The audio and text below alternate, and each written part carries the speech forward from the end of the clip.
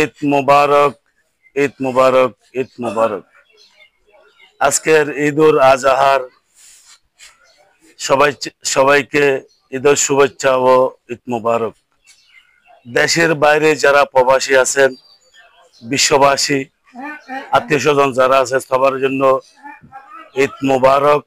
আজকের এই ঈদুল আজহার উপলক্ষে আমি দেশবাসী সবাইকে দোয়া করি আল্লাহ তাআলাই সবাইকে শান্তিতে রাখুক এবং আগামীতে যারা নতুন বাংলাদেশ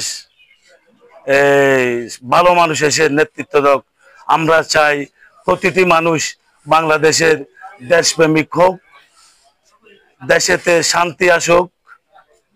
আগামী রাষ্ট্রনায়ক জনাব তারেক রহমান সহ আমার ভালোবাসার দল বিএনপি সবাইকে ঈদ মুবারক, ঈদুল আজহার শুভেচ্ছা জানিয়ে দেশের শান্তি কামনা করে সবাইকে ধন্যবাদ জানিয়ে বিদায় নিলাম। আসসালামু আলাইকুম ওয়া রাহমাতুল্লাহি ওয়া বারাকাতুহু।